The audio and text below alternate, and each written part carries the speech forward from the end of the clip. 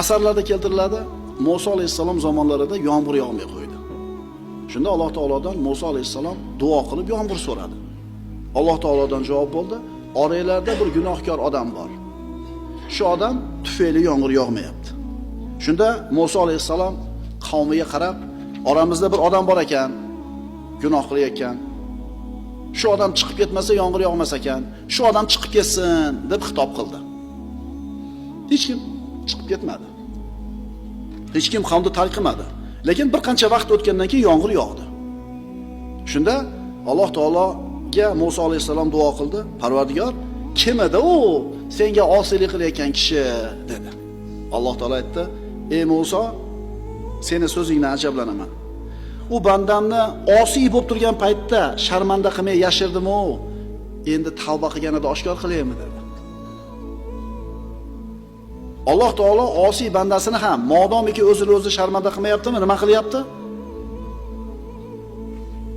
Bor, shunaqa odamlar bor, urug'ingizda bor, mahallangizda bor, jo'rangizda bor, poylab yuradi. Shu bitta xato qilsa ko'tarib chiqib, mana shu odam yaxshi odam bo'lmaydi. Agar birodar siz ham kimidir haqqini qachonlardir yeb qo'yib, zulman sizlar shu turli kasb egalari bilan gaplashinglarda muammolarni aytadi. Mansabingiz bilan qo'rqitdingiz. Quvvatingiz bilan qo'rqitdingiz. Agar shunaqa qilib kimidir haqqini yeb bermasdan chiqib ketgan bo'lsangiz, ustalarni uydan chiqarib yuborayotganlarni ko'p eshitamiz. Usta zo'r qilgan ishdi. Endi pulni olishga kelganda mana qilsan, nagili bermay qo'yganlar bor ekan. O'sha o'zga yurtda ishlayotgan, bizdan borib ish prorablik qilayotgan odam 3-4 ta bolalarni olib kelgan, ishlatgan. Katta ob'yomdagi ishni olgan, endi qilgandan keyin bolalarga to'laydigan pul katta bo'lib ketgan. Bermagan, uni bahona qilib. Qarg'ab kelishgan, uying kuysin deb. Uy kuyib ketdi. Uy kuyib ketdi. Shu bilan qutulgan bo'lsa, ularning haqqidan oson qutulibdi. Chunki tikkalab olish mumkin uyda. Agar oxiratga qolib qolgan bo'lsa-chi? Shuning uchun uyda usta ishlayotgan boyvachchalar, odam ishlatayotgan prorablar qilayotgan ishini haqqini beringlar. U sho'ring qurgur haligi mazlumlarchi, ilmsiz, savodsiz bo'lgan uchun so'kinib chiqib ketadi. Seni Allohga qo'ydik desin-da, tamom bo'ladi shu odam. Alloh Karim, Alloh avf qiladi. Namoz o'qimagan bo'lsa, ro'za tutmagan bo'lsa, Alloh umid qilamiz, chunki kechiruvchi bo'lgan zot Alloh taolo. Ammo bandani haqqini yegan bo'lsangiz, Allohga qo'ydim seni desa, tamomsiz. Uzoqqa bormaysiz. 1 yil, 2 yil yaxshi, lekin albatta olasiz jazo. Aytdik-ku darsda boshida. Shunday gunohlar bor. Alloh taolo faqat oxiratda beradi jazosini. Shunday gunohlar bor, dunyoda ham beradi. Mana shu dunyoda ham beriladigan jazodan bittasi odamlarga zulm qilishlik. Kim haqqini bermay qo'ygan bo'lsa, uyda usul ishlatib, bir o'ylaylarni olib borib beringlar. Modomiki shu uyda yashamoqchimisiz, shu uyda baraka topmoqchimisiz, bering. Rasululloh nima deganlar? Peshonasidagi terisi qurimasdan turib ber, ishlatgan ijarachi deganlar. Demak, as-sittir degani birinchi ma'nosi to'sish, berkitish, yopish. Yana bir ma'nosi uzoq qilish, saqlash.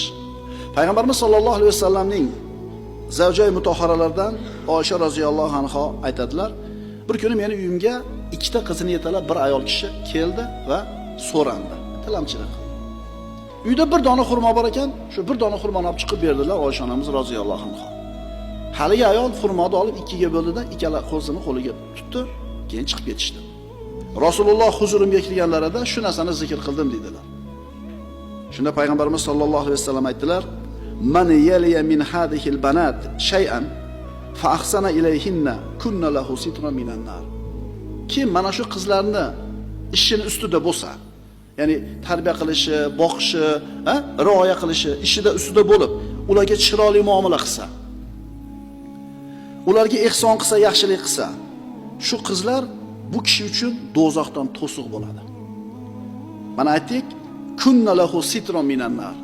Shu kishi uchun do'zaxdan to'siq bo'ladi. As-sitr degan so'zning ikkinchi ma'nosi to'siq. Birodarlar, uyimizda-chi yetarli ish turibdi.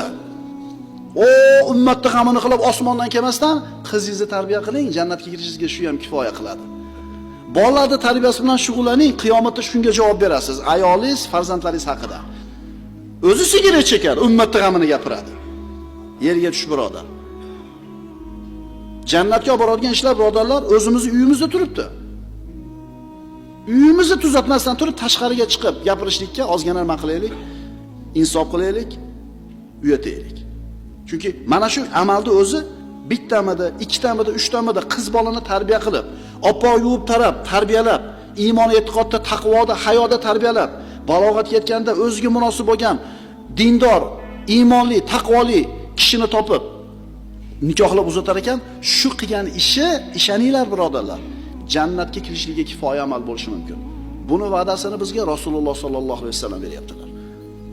Qaranglar-da, uyimizda turibdi, uyimizda turibdi. As-satr ma'nosiga munosib bir qissa. Payg'ambarimiz sollallohu alayhi vasallam aytadilar, bu hadis Abu Hurayra roziyallohu anhu rivoyat qiladi uni. Imom Ahmad musnadlarida, Buxoriyda, Termiziyda keltirilgan. Man ra'ani fil manam fasayarani fil yaqzati va la yatamassalu ash-shaytonu bi. Kim meni tushida ko'rsa, uyg'oqligida ham albatta ko'radi. Chunki shayton meni suratimga kira olmaydi dedilar. Kim tushida payg'ambarimizni ko'rsa, rostdan payg'ambarimizni ko'ribdi. Chunki shayton payg'ambarimizni suratida kira olmaydi tushimizga. Endi kim tushida ko'rgan bo'lsa, uyg'oqligida ham ko'radi inshaalloh. 20-asrda, mana o'tgan asrda sodir bo'lgan voqea qissa. Damashq xatiblaridan biri tushida Rasululloh sollallohu alayhi vasallamni ko'rdi. Rasululloh unga falonchi qo'shningga borib ayt, u jannatda mening hamrohim bo'ladi dedilar. Qanaqa bashorat, qanaqa xush xabar haligi kishi uchun.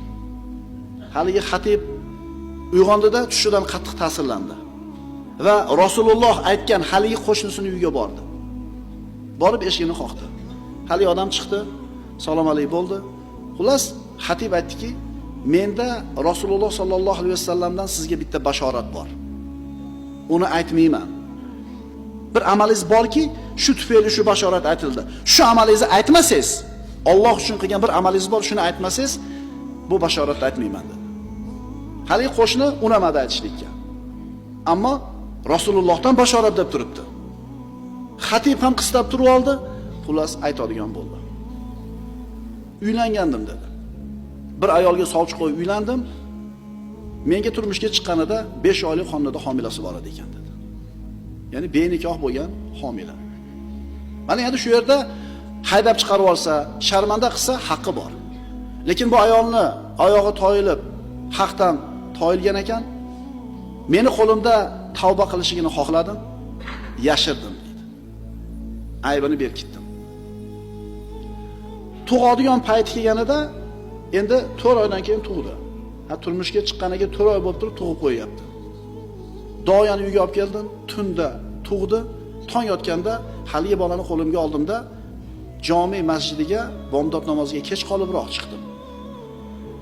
Hamma namozga turgan, imom quloq qoqqan, hamma kirib bo'lgan, sekin eshik tagiga qo'ydi bolani, kirib imomga ergashdi.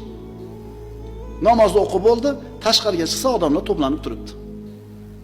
Nima gap? Ha, birov bolani qo'yib ketdi. Shunday keldida, haligi odam, menga beringlar shu bolani, men boqib olaman shuni dedi. Berishdi, onasiga olib borib berdi. Bir mo'min ayolni xatosini, kamchiligini, oyog'i toyilib ketganligini yashirib qo'ydi. Rasululloh sollallohu alayhi vasallamdan qanday bashorat keldi? Jannatda mening hamrohim bo'ladi. Ehtimol bitta shu ishingiz biror marta men ham bir odamni qilgan shu xato, kamchiligini, gunohini yashirib qo'yganmanmi deb so'rab ko'raylik. Agar ha degan javob bo'lsa, muborak bo'lsin. Agar Alloh uchun qilgan bo'lsangiz, shu amalingizdan umid qiling. Chunki Alloh taolo Karim bo'lgan, G'affar bo'lgan zot.